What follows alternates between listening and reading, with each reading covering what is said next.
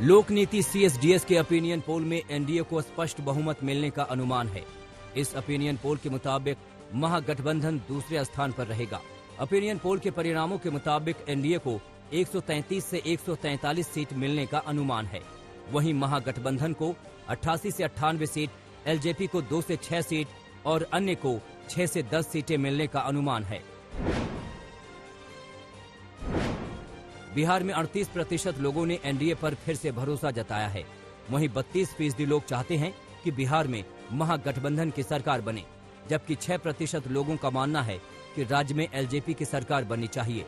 31% लोग की नीतीश कुमार सीएम के तौर पर पहली पसंद हैं, जबकि 27% लोग तेजस्वी को सीएम बनाना चाहते हैं।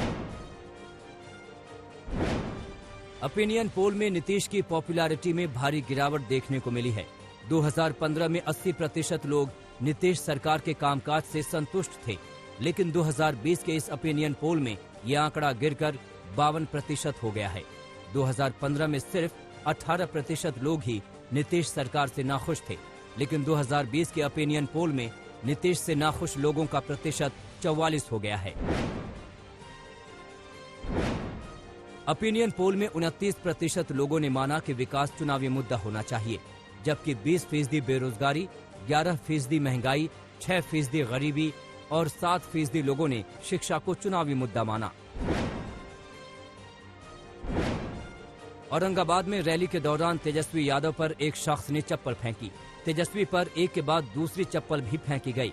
पहली चप्पल तेजस्वी को छूते हुए गुजर गई और उस पर बहुत कम लोगों का ध्यान गया था, लेकिन उसके फौरन बाद ही दूसरी बार चप्पल सीधे तेजस्वी के हाथ पर लगी, जिसके बाद वहां अफरा तफरी मच गई। बिहार में चुनावी सरगर्मी के बीच नेताओं की रैलियों का दौर जारी है। कल यूपी के सीएम योगी आदित्यनाथ ने बिहार में ताबड़तोड़ रैलियां की। कैमूर की रैली में योगी ने जहां भव्य राम मंदिर के वादे को पूरा करने की बात कही, तो वहीं अरवल में शशि थरूर का जिक्र करते हुए कांग्रेस को पाकिस्तान परस्त बताया।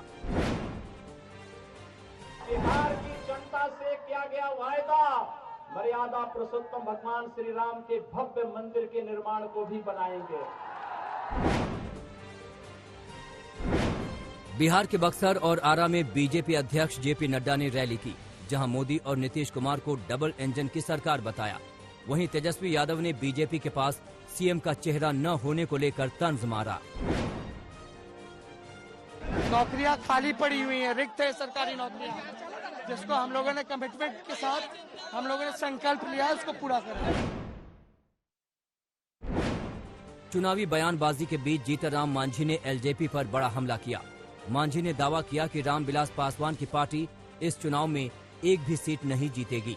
वहीं तेजस्वी यादव से उनके घर मिलने एलजेपी नेता प्रिंस राज पहुंचे, जिन्होंने रामविलास पासवान के ब्रह्म भोज का निमंत्रण दिया। इस दौरान तेजस्वी ने चिराग पासवान की जमकर तारीफ भी की।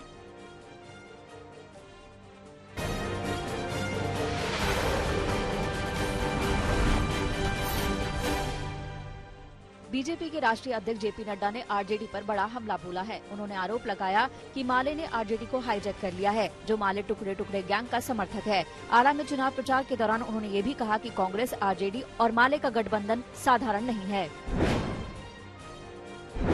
ये जो गठबंधन है ना, ये माले, ये कांग्रेस, ये आरजेडी, इसको आप साधारण मत लेना। सबसे पहली बात तो ये है कि यह एक अपवित्र गठबंधन है, अपवित्र गठबंधन, अस्वाभाविक गठबंधन है।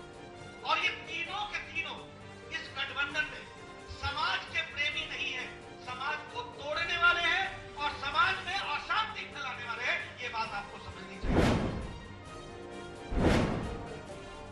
कोरोना के खतरे के बीच बिहार में सभी पार्टियों का चुनाव प्रचार जोर पकड़ रहा है। आज भी कई दिग्गज चुनाव प्रचार करने वाले हैं। यूपी के सीएम योगी आदित्यनाथ भी आज 3 रैलियों को संबोधित करेंगे। उनकी पहली रैली जमुई में, दूसरी भोजपुर में और तीसरी रैली पालीगंज में होगी। वहीं बीजेपी अध्यक्ष जेपी नड्डा बेतिया और मोतिहारी में चुनाव प्रचार करने जा रहे हैं। रक्षा मंत्री राजनाथ सिंह भी बाढ़, नोखा और औरंगाबाद में चुनावी रैलियों को संबोधित करेंगे।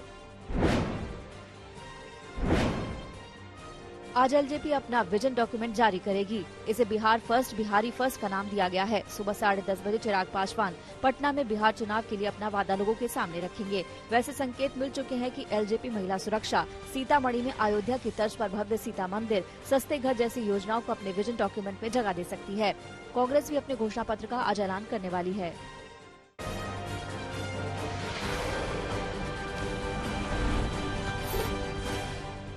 जौनपुर के मल्हनी विधानसभा सीट पर हो रहे उपचुनाव में पैसे बांटने का मामला गर्मा गया है। बीजेपी प्रत्याशी मनोज सिंह पर मतदाताओं को पैसे बांटने की तस्वीर सोशल मीडिया पर वायरल होने के बाद विपक्षी पार्टियां कार्रवाई की मांग कर रही हैं।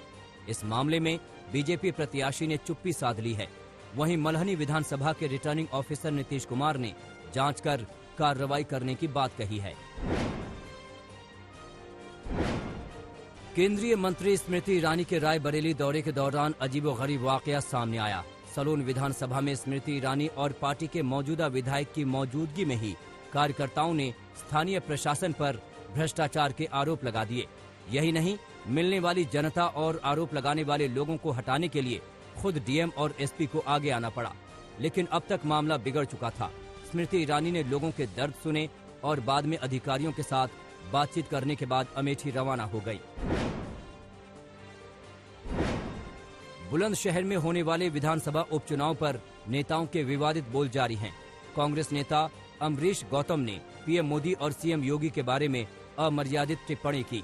इस पर प्रदेश के स्वतंत्र प्रभार मंत्री कपिल देव अग्रवाल ने कांग्रेस पर पलटवार किया। कहा कि उस पार्टी से क्या उम्मीद कर सकते हैं जिनके पूर्व अध्यक्ष आलू डालकर सोना निकाल दें। केंद्र के कृषि कानून के खिलाफ पंजाब की राह पर राजस्थान भी है। गहलोत सरकार बड़ा फैसला करने वाली है। नवंबर के पहले हफ्ते में इसके लिए राज्य सरकार ने विधानसभा का विशेष सत्र बुलाया है। इस सत्र में केंद्र के किसान कानून के खिलाफ फैसला लिया जाएगा। सीएम अशोक गहलोत ने ट्वीट करके इसकी जानकारी दी। राज्य सरकार 3 नए कानून बनाएगी।